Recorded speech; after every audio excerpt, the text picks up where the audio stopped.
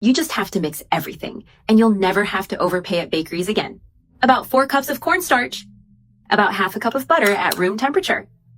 Using my hands, I'm going to mix everything very well until it's fully combined. I've already mixed the butter and the cornstarch thoroughly. This is the perfect point when you squeeze it and it holds its shape like this. The dough doesn't fall apart easily. That's the exact moment to continue with the recipe. The amount of butter is just right. Now I'm going to slowly add the sweetened condensed milk. This will help give the dough the right texture. I started by adding about 1/3 cup of sweetened condensed milk.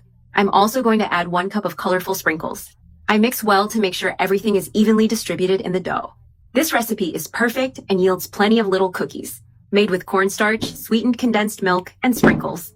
At this point, the dough is well mixed. The texture is just right. Everything comes together without sticking to your hands. The surface is smooth and easy to work with. Now I'm going to move the dough onto the countertop. I sprinkled a bit of cornstarch on top, and with the rolling pin, I'm going to roll this dough out nicely.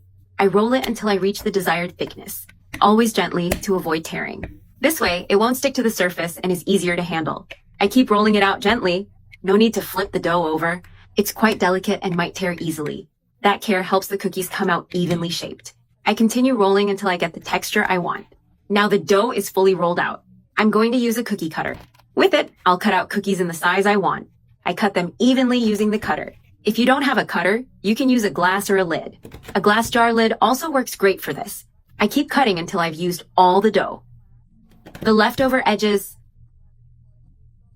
I gather them again, roll them out, and cut more cookies. That way, none of the dough goes to waste. They turn out truly delicious and make plenty, perfect for all kinds of occasions. Now that I've cut everything, I'm going to remove them very carefully, always slowly so they don't break. And I place them directly onto the baking tray. There's no need to grease it or use oil. But if you prefer, you can line it with parchment paper. That makes it easier to remove them after baking. I keep placing cookies until the tray is full. I place the last cookie on the tray. Now I put them in a preheated oven at 350 degrees Fahrenheit for 25 minutes.